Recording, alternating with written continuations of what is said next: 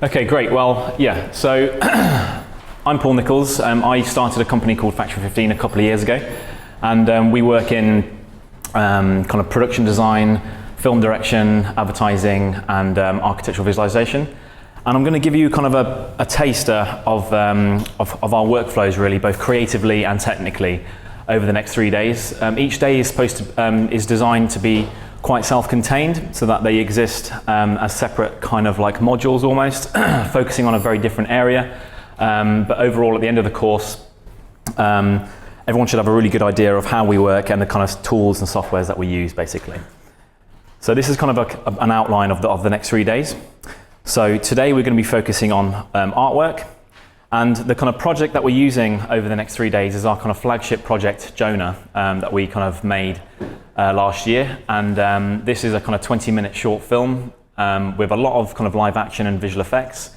But it had quite an interesting development, which started off with a lot of kind of artwork and kind of content generation, which then fed directly into the kind of visual effects, and also the kind of the kind of added to the narrative of what we were talking about in this film. So today we're going to be focusing on the artwork of this project. So we're going to be talking about the design, the references, creation of the assets. We're going to be focusing quite heavily on ZBrush today as well, so that'll be quite fun, introducing you to that and the different ways that we use that within the kind of artwork.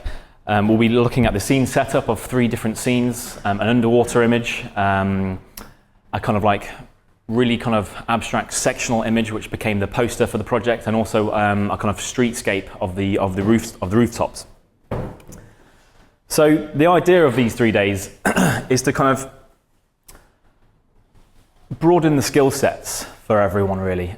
There's this kind of growing trend of kind of a super generalist, where instead of being a kind of specialist in one really narrow area, more and more people are popping up who are becoming really valuable and useful in companies that know a little bit of everything. So this is relevant for kind of like the growing ArcViz demands, as kind of illustrated here. And architecture visualization is becoming more and more like visual effects. It's becoming more sophisticated. It's becoming more, it's becoming more using different softwares, different techniques. It's not just the kind of straight button pushing technique that it was a few years ago. You can no longer get away with being a kind of senior artist in a big visualization studio now with only knowing kind of the base skill set of Max V-Ray and Photoshop. You really have to be a much kind of like a more skilled creative technician to be a kind of senior visualization artist these days, I'm finding. But also to kind of open up new avenues, new kind of careers in 3D and visual effects. And also to kind of give people a kind of like the skill set to create their own projects, to not be too narrowed by the kind of what you might be doing for a company or for your paid work, but also encouraging more of a kind of like do everything yourself attitude to filmmaking and CG. I'll go over that in a second. So today, artwork. So this project, this is the poster for this project for those of you who don't know it. So this project was very much a collaborative project. We did all of the artwork over 2 months for this project, and it was essentially kind of 2 of us doing that artwork phase, and then another one working on kind of pre-visualization mainly. So it was kind of 3 of a small team, and we did the pre-vis and the artwork over a period of 2 or 3 months. So the kind of design and inspiration for this project came originally from this kind of short story, the Hemingway, The Old Man and the Sea. And essentially what we wanted to take from this project was an idea of kind of the new and the old, an idea of kind of like regret, revenge, and there was lots of aspects of this kind of book that we really liked, and it was kind of telling that in a new way, in a place that we could really connect with. So the place we kind of started with was Zanzibar, and this was again I'm going to be talking a lot about references and things like that to begin with, and what in that story was the kind of sticking point was this old fishing town in the book, and we wanted to find a place which really spoke.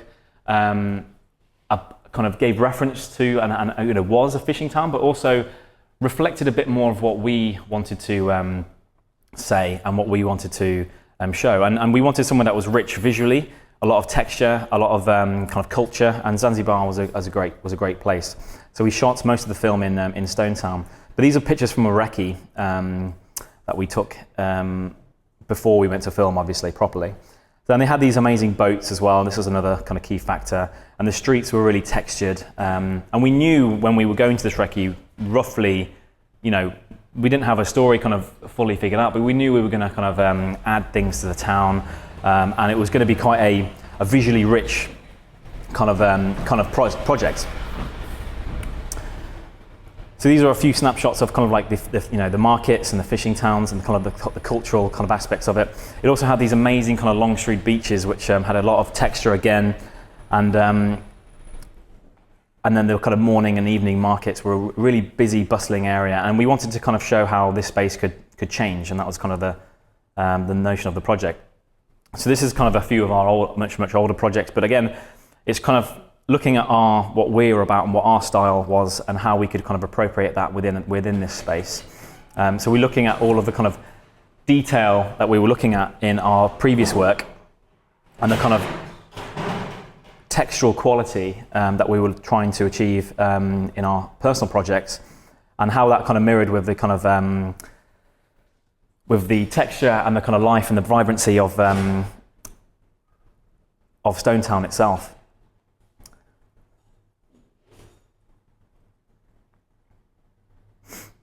So it's this kind of intensity of kind of information that we kind of wanted to project onto the town. Can we close that? And we wanted to kind of find real world examples of how this, you know, real world representations of our kind of like our style, our manifesto almost for this project. And we were looking at kind of old visions of, you know, London especially came into play.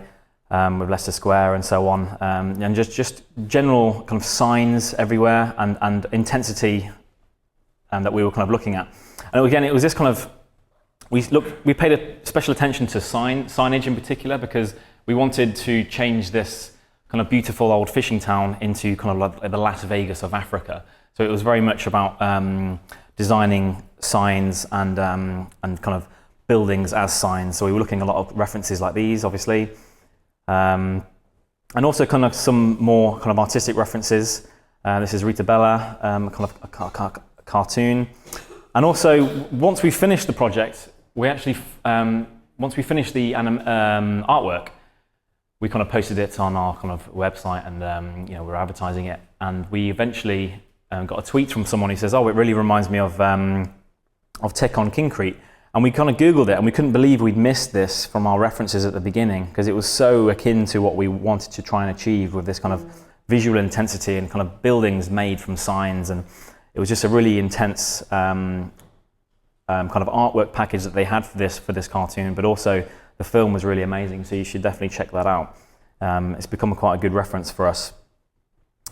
But again, looking at kind of spaces, what kind of spaces did we want to represent? Because when we started the artwork, we looked at two things. We looked at kind of we looked at it from a design point of view, but then we looked at it from a kind of more of a technical, artistic point of view, starting with viewpoint. So we were looking at kind of what kind of views we wanted to create, but we also looked at what things we wanted to design.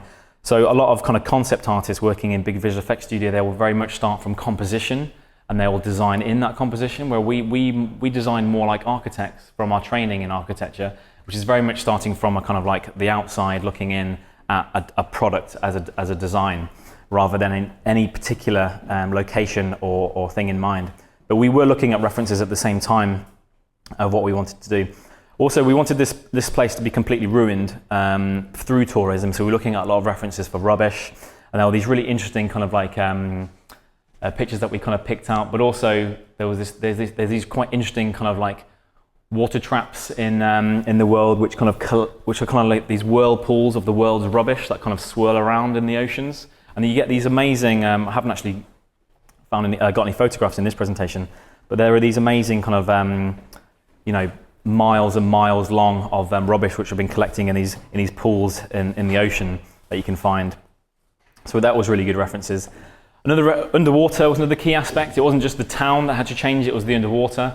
So we kind of looked at I looked at these really great kind of references for kind of sections through the water, because we already had in mind the idea to produce images of this nature, which were kind of cutting through the water and explaining both worlds from kind of above water and below water. So this was a great reference for that. And again, another one here. And again, the kind of atmosphere and the way that water works, we wanted to kind of research that a little bit before we started kind of doing any of the kind of rendering. At this point, we had already started modeling and making things. Again, so we start off with the design first rather than the kind of composition. But it was really cool to look at just coral references, because we wanted to kind of create our own kind of custom coral library, which is a bit more maybe fantastical.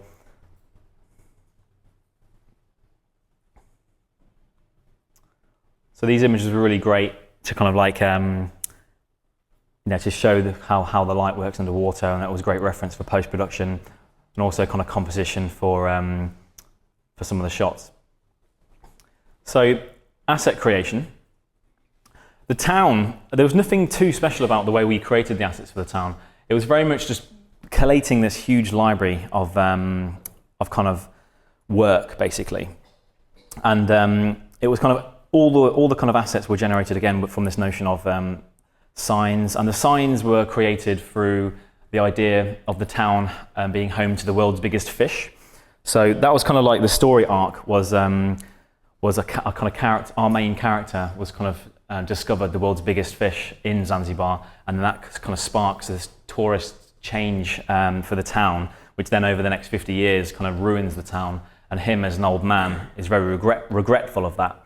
And he decides that he wants to go and find this fish when he's an old man and kill it, and kill what it represents to the town. So that's kind of like the main kind of ambition for the story, really. And then our kind of our city within that is kind of adds to the character of through the film. So these are a whole sequence of kind of assets that were created. Some much more normative. Again, there's nothing special about how any of this is generated. It's all just pretty standard modeling and texturing, just done very painstakingly. We try and find, in general, a library of free models that we can download at the beginning of a project, to show we're not necessarily modeling everything. I mean, on TurboSquid, you can find hundreds of free models of almost everything, to varying qualities, obviously, but to give ourselves a kind of head start with some of the kind of asset building. So again, all of this kind of assets kind of formed the kind of base of our kind of images here, and all the kind of coral structures were kind of scattered on top of our kind of rock structures, just adding again just a further level of detail and intensity. And then using the same image, but then using the boats and all the rubbish to kind of on the floor, using a similar technique but with a different library. And then I'll be talking about the scene setup of the rooftop town image, which will be looking at a little bit of camera projection, and then just generally setting up the scene. So you can kind of see here how just generating this library of assets then becomes super useful when you start to create the composition of the scene, because you can literally just play around and move things very, very quickly. So we found that once we had our library, we were able to kind of compose and produce these images extremely quickly. And this is one of the underwater scenes that I'll be going through. And then the kind of sectional image and how that kind of developed, basically, and how this was kind of split into several models, using the kind of background image as a base for composite, for kind of placing the elements. And then just looking at the post-production of each of those shots. So we have the underwater image here and how that changed into this from raw render. We have the kind of poster image, which started off as a kind of very quick collage to get the kind of scene composition right. This is a picture of the town. This is just some water. So these are like several images that I've just been, and this is just a bit of painting with a kind of image kind of blended in at the bottom, just to give a composition, then how that directly informed this, because there's nothing of this that actually remains in this. It's completely replaced, but it was just used as reference for composition. And then the roof town image, which started off as quite an interesting panorama, which is not a real camera view. It's kind of three cameras stitched together, and then kind of building the base geometry of that, and then camera projecting that image back onto that base geometry. So we have all the contact shadows and stuff from our elements that we're putting in here. So again, all of this was just very basic modeling and texturing. A lot of the kind of time, to save time, we wouldn't even unwrap things. We just, like this guy here, we might kind of look at him from the front viewport of the kind of isolated shape of this fish. We might even just print screen or kind of screen capture this and then use that in Photoshop to kind of map and then map it straight on. You don't have to necessarily unwrap everything. There's kind of quicker workflows to just when you have to do these things.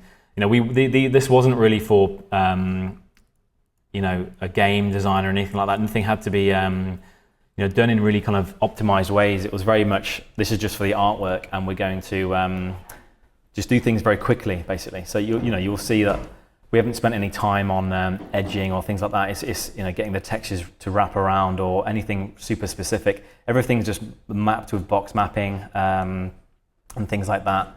There's nothing too special about any of the kind of neon signs. They were all just made with light materials. They might have a fall off so that the light looks slightly different when you look at it from straight, and the color might come more on the edges. But you generate the resolution of those things in ZBrush later on, and I'll explain how that kind of works. But so yeah, let's take this guy here and let's bring him into ZBrush. So when you install ZBrush, you have this little guy here called GoZ, and this is your kind of, this used to be an extended plugin to ZBrush, but it's for quite a few years it's been integrated into the workflow of ZBrush. And once you press this, you'll get Edit in ZBrush option there. But before you do that, you always want to place your model on 0, 0, 0. You'll never really compose your scene and then bring elements into ZBrush. You'll always generate assets separately and then work on it once it's complete. So let's move this guy to 0, 0, 0 in the viewport. That puts him there. Let's leave the turbo smooth on. Can't remember whether you have to actually collapse this or not, but I'm going to collapse it anyway, just in case. There's no real need while we need any of that other data anymore. We could copy this object and put him on a separate layer if we wanted to keep any of that. So let's just press GoZ now and see what happens, and then we'll introduce you to some of the kind of ZBrush workflow. So instantly it opens up ZBrush,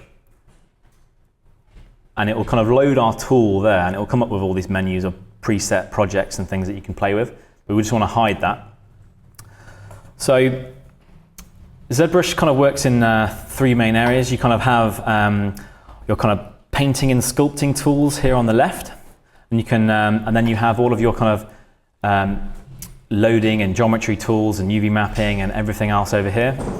Most menus you can access from the top as well. I'll just go out of full screen so you can actually see everything. For those of you in the class, let's,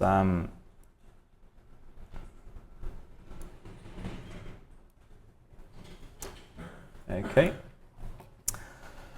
So the first thing we want to do is just click on our tool. So our tool's already selected there, and if we click and drag in the viewport, we can kind of see that we're kind of dragging him in, and it doesn't really matter how big this is or where he's positioned. This positioning that you're doing here has got nothing to do with the global position of this object in relation to Max. He will always remain on 0, 0, 0. So let's just click and drag now. And what you'll notice is that if you click and drag again, you've got something weird happening. You're actually working in 2.5D mode. So you can just keep clicking and dragging, and you're wondering what's going on, and it's all quite confusing. How do I rotate around this model? What you need to do is reset this document now, because you've made a mess. So you just go to Document, I think it's Control N, I think is the shortcut. Control N is new document. And let's do that again. Let's bring him in once. So what you have to do is you have to make him a 3D object. At the moment, he's not a 3D object, believe it or not. He's 2.5D. So ZBrush has this weird function of being able to work on a kind of painting, not painting a 3D object, but painting a 2D viewport. And that's used for lots of different purposes, but we've never really used it properly. We've never really had a function or a project where we needed to use 2.5D ZBrush, and I can't really see how we ever would, to be honest. I've seen some people use it for interesting ways, but And if you're interested, do some research on 2D ZBrush. But for me, I only use it for painting and sculpting. So to make him a 3D object, we have to go up here and choose Edit Object. Now we're in a 3D model and we can actually rotate around this guy. And you'll notice when you first use ZBrush that it's got this weird kind of rotation system, which is not like 3D Max. And what you have to do is, that's just over here you have your controls in your viewport, basically. And if we just click on this, you can see the rotate on all axis is selected. To make it like Max, you just have to click rotate on Y-axis, and that will allow you to rotate as it would feel in 3D Max. So again, you can they have buttons here for scrolling, for zooming, and things like that. But these are all kind of accessible within the mouse and keyboard. You can use the left button. The left button is rotate. If you hold down Alt and left button, it pans, and it's just getting used to all the shortcuts really. The only slightly funny one is the zoom. If you're kind of panning and then you let go of Alt, then it zooms, and it feels very unnatural at first, but you'll get used to it. Kind of moving around, zooming, rotating, panning. It's just Alt and left click is all of the function for that really. So within those two buttons, you'll be able to pretty much navigate around your model very easily. Just a little note about the zooming. You'll notice that if I zoom, this is a visual representation of my model, which is now very pixelated. Because you're actually zooming the canvas, you're not zooming into the model. And you can see our canvas here.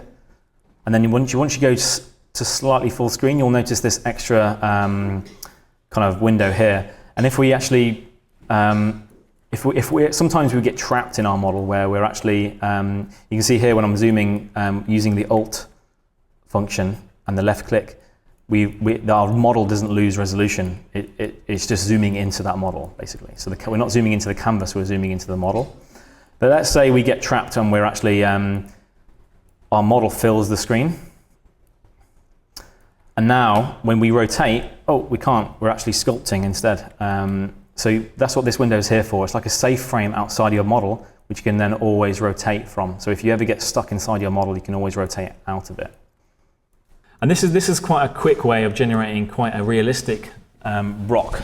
So if you're in a hurry and you've generated a kind of base mesh in Max of a rock or a mountain or whatever it is for your scene, then this is a really good way of just going, right, I've got 10 minutes, I need to just bang out a displacement map for this at a relatively realistic level. I've made some kind of general adjustments to my model, and I'm just going to kind of export this out. Again, you can kind of mess around with a kind of scale. You can make that really fine or really, really big. Let's make it big actually for this one. Okay, then you press OK. And you can see it in our model here, but it's not actually applied to the mesh. To do that, you have to press Apply to Mesh. Simples. Now, this might take a little bit of time. And because we put our kind of curve, the bottom of our curve in the middle, we haven't got any ballooning effect in the model. And we have got this line that's come out somewhere, but that's probably, let's ignore that for now. If we had that curve just willy-nilly going everywhere, then you'd find that the whole model would kind of scale in this kind of ballooned effect.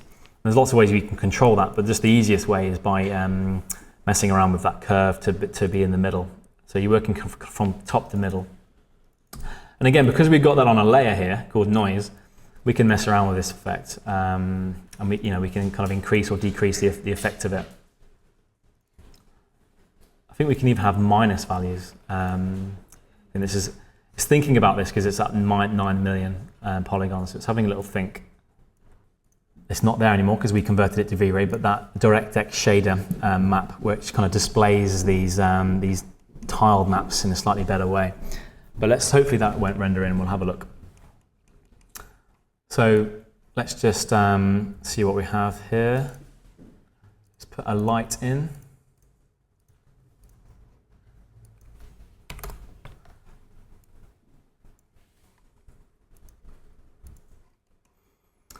Let's just leave a normal dome for now. Actually, let's put a direct light in. We'll probably see the effect a little bit better. It's already got a light. Fantastic. Here's one I prepared earlier. So let's plonk a camera in.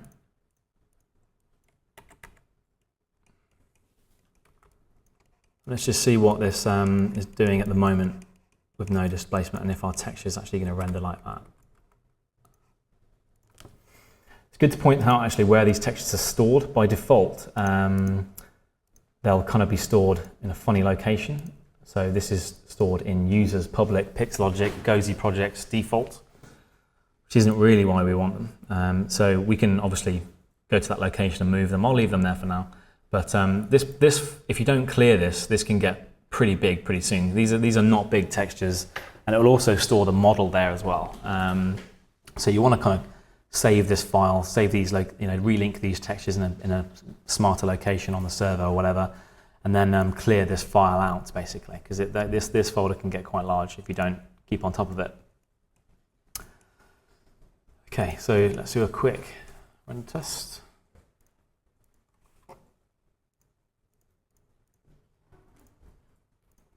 Turn on our Radiance map and light cache.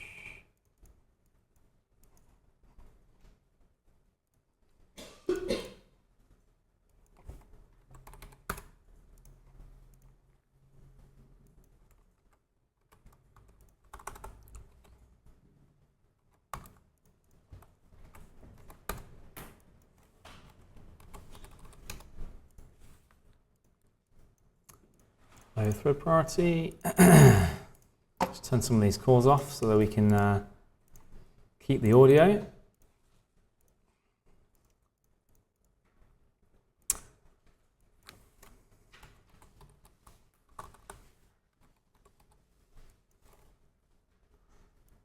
Okay, let's just do a quick test. So you can see that that kind of texture thing, although this is a very bright render, you can see that the texture kind of error that is in the viewport isn't in our model, which is good. So let's just have a little look at what we need to do now. Let's just put a V-Ray plane in, so you can have a floor.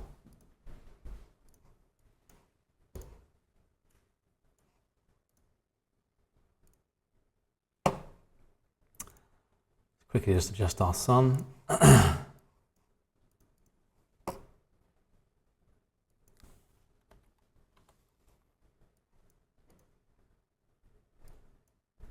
By default, it's quite nice. It puts the blur, takes the blurs off, which you don't often want. Let's have a look at that area that we did in a bit more detail. I think it was in here somewhere. On the other side of this.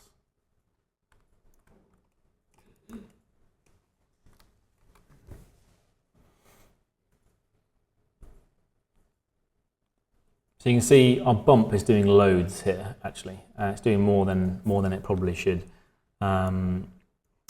It's giving us quite a lot of that detail has been brought back in from the painting, and it's almost, in certain cases, you actually don't need the displacement, to be honest, because there's no way that resolution in that mesh is reflected in that render. The render looks much higher resolution, and that's all coming from our bump.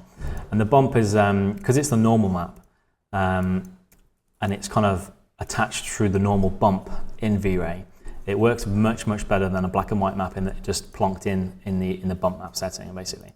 Because it has up and down data, it has positional data, that's what these maps are. They're much more powerful. But let's just show the workflow for adding this texture map in anyway. So let's add our bitmap. We have to go to that stupid location.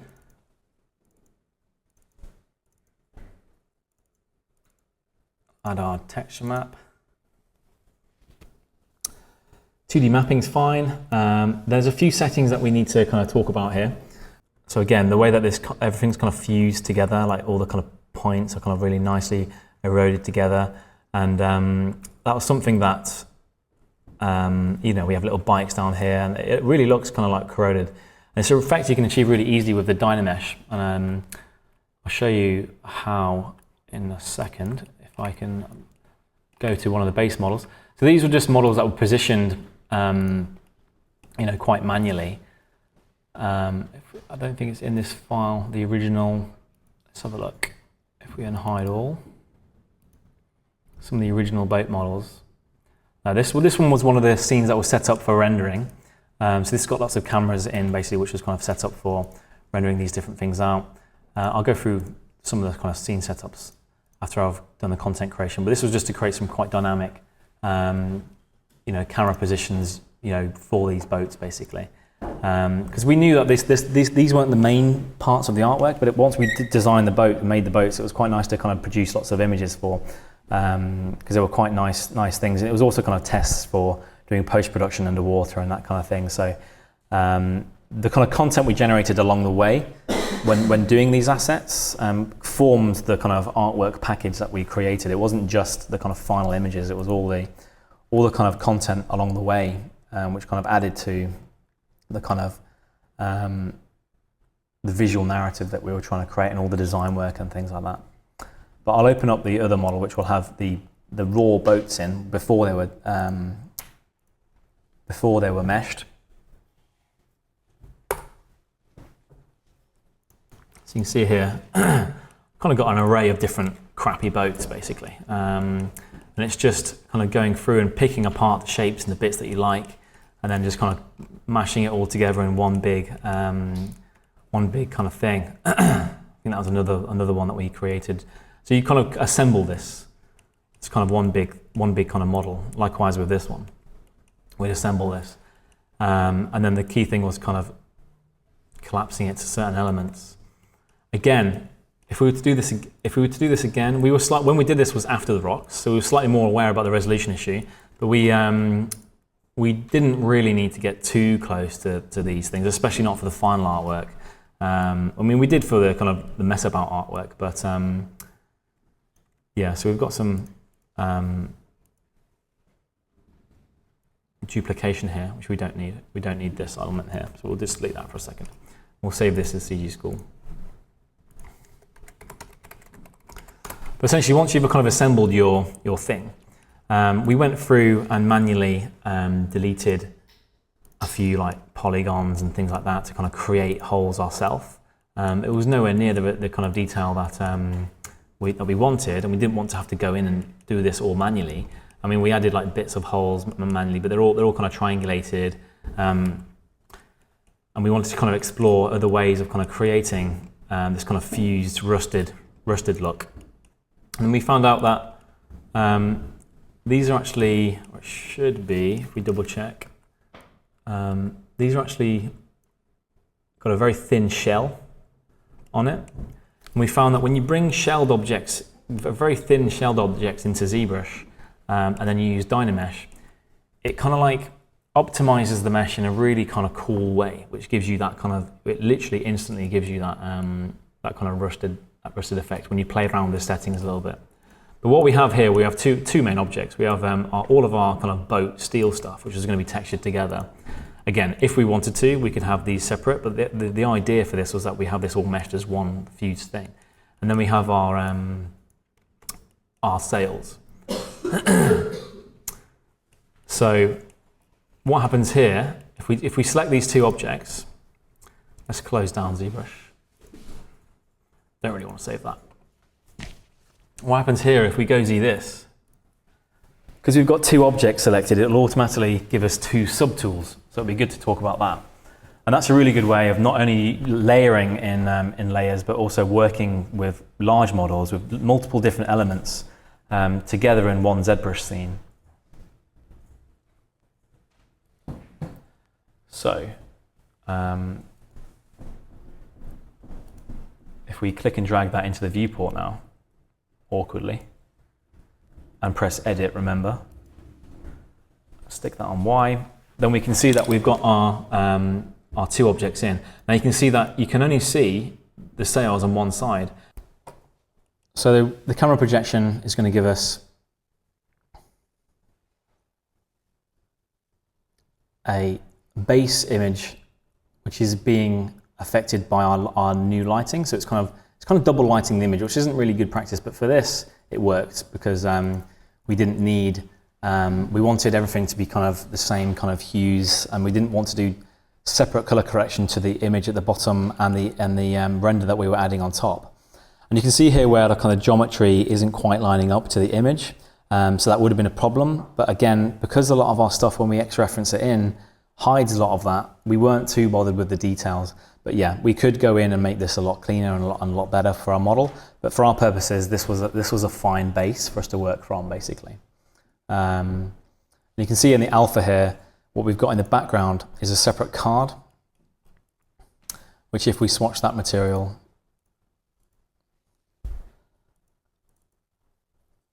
we can see we've just got the image which we've kind of cut out the top and created an alpha for, basically. So we have a separate image simply cut out with the alpha that we're using. And this was generated from other pictures as well as similar pictures from here, just to create that edge in our model.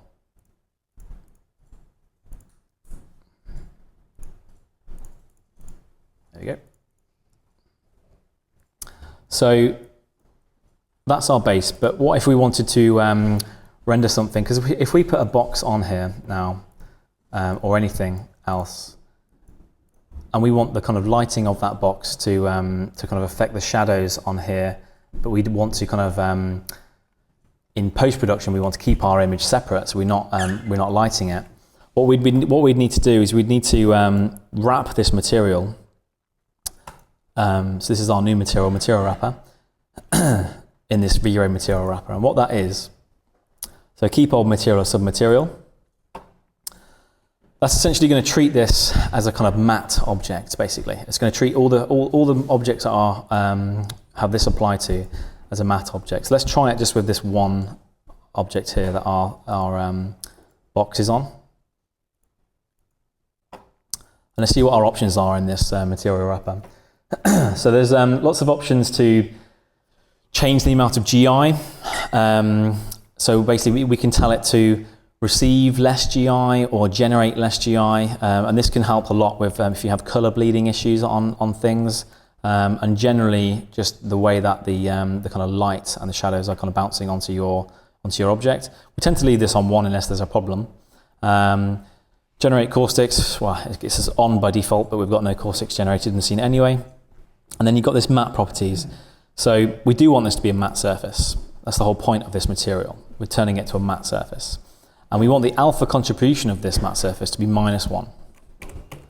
That's because we want our box rendered and visible, but we want the object that it's sitting on to be alpha'd out. And then we have options down here for the shadows and effect alpha. So, and then passes again. Normally it depends how in detail we go with the passes. Sometimes we go super detailed and we have kind of a lot of really specific corrections. We don't really have like a standard, I guess, workflow. We kind of developing more of a standard workflow within Composite and Nuke, but in Photoshop, as long as people stick to a general order of their layering with the kind of background, render, passes, fog and adjustments and grading and mattes at the top, as long as people stick to that rough structure, then they can kind of do as they will. And then if we don't have like a set template for use your raw lighting or your reflection this way, you need to use all of these passes. It's pretty organic with what we propose, our structure. So all we have here is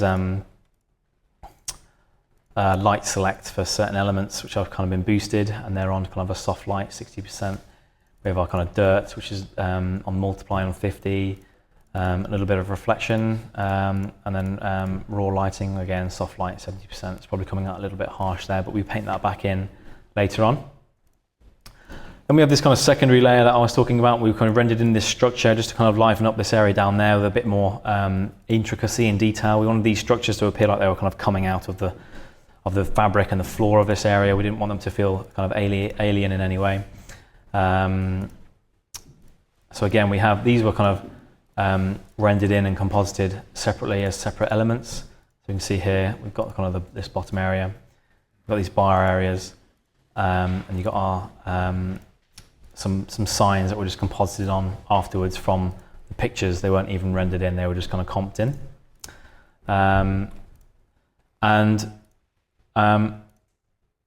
Like this bit here, for example, you can see that this has been cut, with the matte ID, so that kind of is behind certain elements.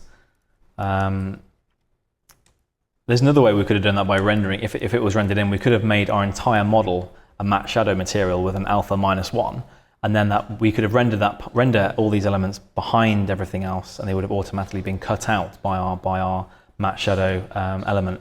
In this case, especially because it was a still, we could just do exactly the same thing just by selecting some of the mattes.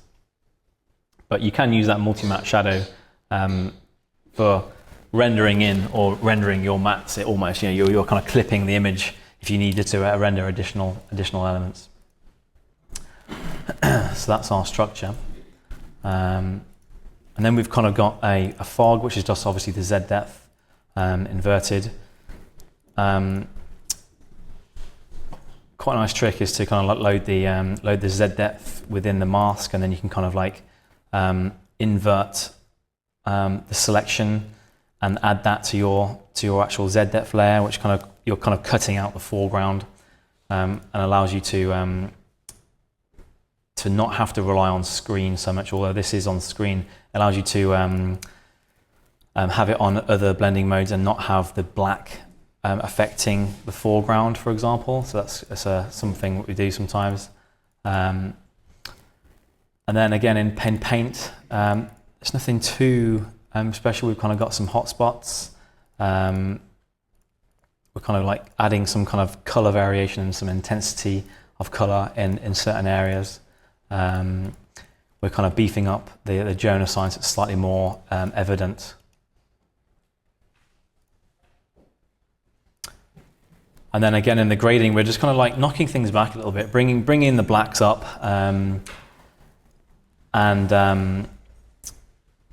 we're not doing anything too special. We're kind of curving the blacks up. We're desaturating it slightly, and then we're adding a slight vignette. So this obviously was not made for a client. This was made for ourselves. So we had a lot more freedom in what we were able to do. This is one of more than 100 images that were created for this 2-month artwork document. So we weren't that interested in being really detailed and specific with the finer arts of painting and really kind of touching up this image. We probably could have spent an extra week, touching up and adding the finer details and painting and highlights and really studying the light and things like that, but it wasn't really necessary. We'd got the message that we needed across. I think with concept art, it's a little bit different. It's got a different kind of end result, and it's a different kind of workflow. Although we did some design iterations, there's not really the iterations that you get with an architect, and it's a very different process. What we kind of also sometimes do is from here, we might take the Z depth separately of this file. If we just kind of like have this on 100% normal, we might take the Z depth and the RGB into After Effects, and we might add some depth of field using Frischlift. I can kind of go through that if we like, but it's pretty standard workflow of just using the Frischlift attached to the Z depth to create a little bit of blur, and this kind of foreground element here particularly is probably a little bit too sharp for what we need, and it will hide some of the kind of crappy mapping and things like that over here. So yeah, I mean, again, but then again, when in these kind of lenses, some people kind of overdo those kind of effects, and sometimes we do too, and we certainly had a little play with specifically in the underwater. So I'll probably show more of that process in the underwater image. But with such a wide-angled lens that we're kind of proposing here, and looking at this distance, you really have to think about what, if we don't want to blur this background or blur the foreground too much, it's going to give it a very unrealistic model effect. These kind of lenses that would take this kind of shot, everything would be super sharp. And again, similar workflow to most people who are using sharpening. We'll kind of like flatten the image and then use the high pass feature. So we can kind of just merge layers and use the high pass to the offset. No, high pass. Sorry, got it wrong. To generate the kind of like subtle lines for the sharpening, and have that on one of 3 blending layers depending on the effect. Normally we like to generate different versions for this. We like to kind of have a kind of soft, medium and large one. So we might have one which is much more, a much larger one on a kind of lower opacity, a medium one on a medium opacity, and a kind of much finer one on a higher opacity. Just to kind of get a little bit more variance. And we might kind of paint in and out of these things. Because you don't want to kind of overemphasize this too much. It's just probably about right for the level of sharpening that we'd want for an image like this. But the benefit of a high pass versus a few of the other versions that you can use is that this is a lot less noisy. Specifically, any of the actual sharpening filters or the like the unsharp mask, for example, it gives you a much more of a noise to the image than the high pass does, basically. And it picks up all the artifacting in it if you're using JPEGs, and it's just not a good method to use at all. So typically, once we kind of have our grade, we'll add our we'll have our sharpening right at the top. We might export a flattened version of this with our Z depth to then bring into After Effects and add a little bit of motion, a little bit of blur. We might add a few kind of glows and things like that, but in this particular image we didn't. So that's more or less how that image was composited. So pretty simple. But again, when we're firing out a few of these a day, you have to be quite quick with the post-production. As long as it's ordered in a certain way and it's kind of giving us the feel that we want and it's telling the story that we want, then we can move on. So the most important thing for us wasn't necessarily the kind of color effect. It was more the fact that the light and the kind of soft shadows of things were going to react properly. That was why it was important to kind of use these kind of HDRIs where you get this kind of overall effect, and then the mid-ground and lower ground are much darker, or the kind of, it's just a different effect to what I know if you just plonked an exterior HDRI in there. So these are the Dosh underwater set. And again, there's nothing too special about how this is set up. So we can pretty much move into post-production for this image, and then we'll go and show how that caustic effect worked in the previous test. So let's close him down. Let's open up our underwater test 1. Let's try this.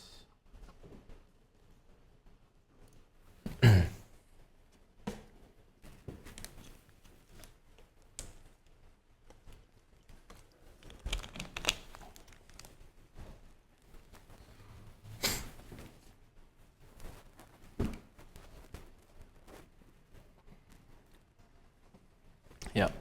Okay. See if this is sorted out.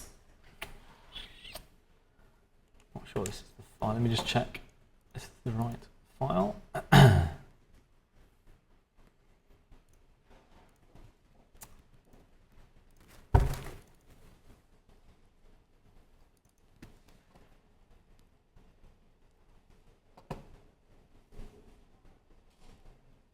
Okay, let's just go with this one. Okay, so what we have here is, let's turn all of this off and find our raw render.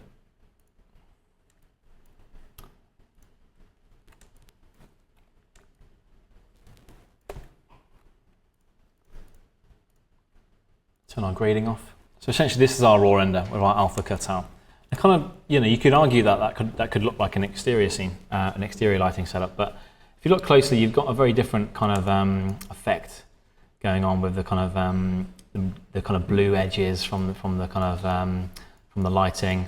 And although there's no caustics in this scene, you you believe that it's kind of lit in a different way, like the underside of surfaces are more blue, but the overall image looks a bit flat, basically. But we knew we were going to kind of heavily post-process this image, so we weren't too bothered about that. Again, the main issue for me was the resolution of these edges, which never kind of returned back from ZBrush. So for me, it was kind of dealing with that. Then I'll just merge those together. Position it roughly how I want it to go. Using distort. It's kind of flaring out, obviously, rather than in.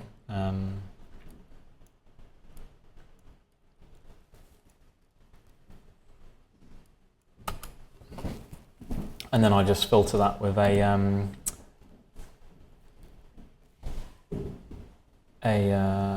am I going? Blur, sorry. With a motion blur, and I'll just kind of like crank that right up until it gives me the effect that I want. And then I'll just simply paint that out wherever I don't want it. And I might grade it to be slightly different color or with a softer brush.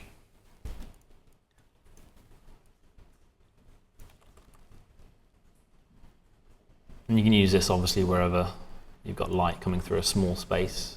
It's not to be kind of overused. People overuse these effects a little bit. I want it kind of shining in a nice way and catching through bits of hole there. That's quite nice. Being a bit more subtle with it, but giving you the effect that you want.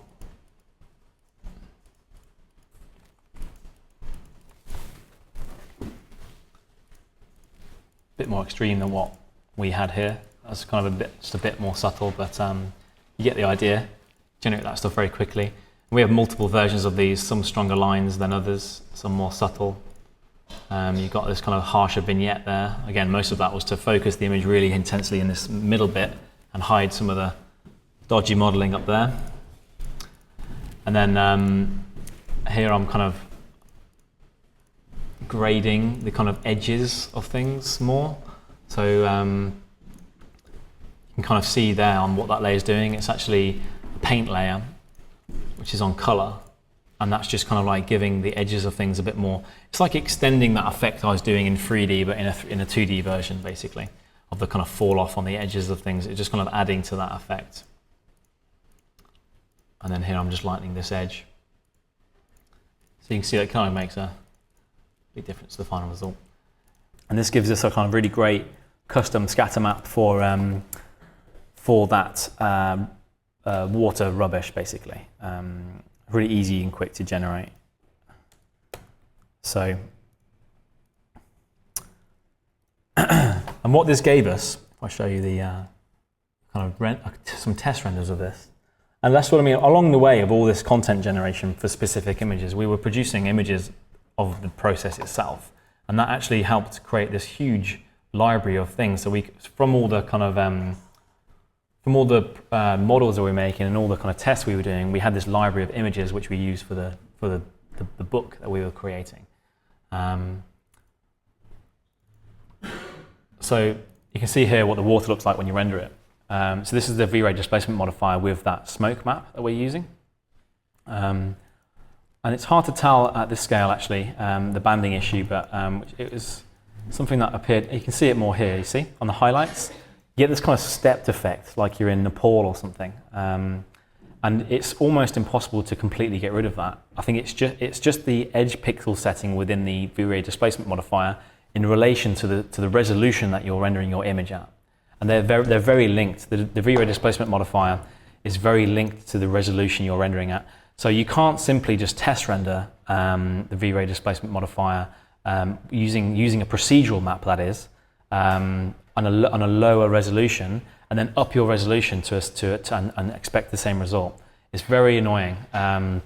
When you're using the procedural maps like smoke or noise, you have to basically crop render region at the size you're actually rendering at to get an accurate representation of that. Because I'd test render at 1920 and then set a 6K overnight, and it just renders like crap, and you wouldn't believe it. The peaks are all wrong, the stepping is really evident. But this was essentially the kind of closest I got to being happy with the result. But even when you zoom in, you still see the kind of the slight stepping, which is irrelevant when you look at it like that, but really annoying when you when you look at it like that. And then again, testing that with rubbish. This is a bit too repeating, so we kind of changed it since then. But you get the idea. So our rubbish is kind of floating on our surface. It's kind of going over where we want it to go over, and it's kind of working exactly as we want it to work with, basically. So you can kind of see how that works. And they're not rendered separately. This is just two different renders. So once we were happy with that, let's see. Let's open up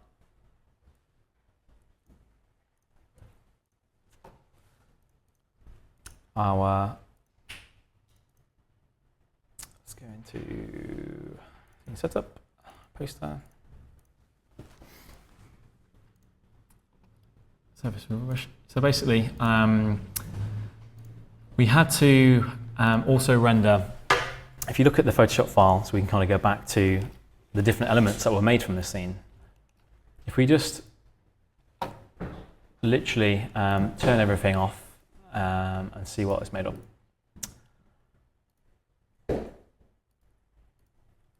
So this was our background image, how we started basically. And then we've essentially rendered another scene with our boats and our rubbish that we had before. So again, all the kind of proxy models featuring in here, and the scatter maps and so on. We have our base background is just a kind of like placeholder really, with some placeholder kind of images kind of doing what we want it to do. And then we're kind of matching the colors of our base. We're doing quite a lot of grading also within the render here. We're bringing out elements of the foreground. So if we kind of rebuild this, delete the layers we're not using again.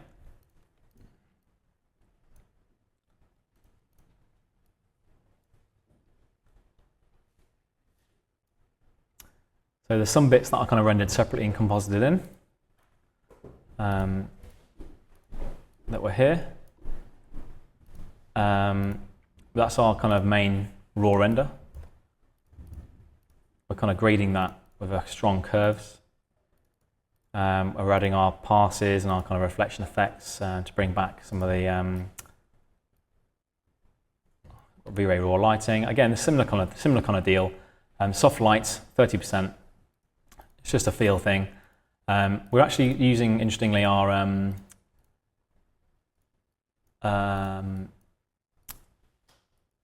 normals pass in the grading bit here. And we found that this worked quite well in certain situations on soft light for kind of really creating more of a kind of dynamic graded effect to specifically this scene, which worked quite well.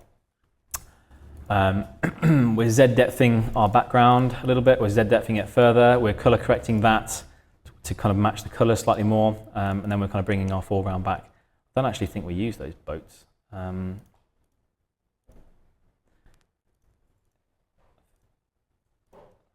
have a look in the final image just to see. No, we did. Don't remember them being that strong. So yeah, so we've embedded our base in, and then we're kind of color correcting that with again just some photo filters and vignette effects, painting that in. We have our background. Interestingly, with our background, what we did was we didn't want to have to render again that massive street model. So what we did was, I'll show you here, the main kind of street elevation scene. We just literally took this image and pasted it in, and then just kind of copied it a few times and kind of like cloned out certain areas and changed the color. If you look at it, you can see the repetition. Like they got this fish here, you got the same fish there. It's quite funny, but it kind of works when you change the colors and you clone bits out.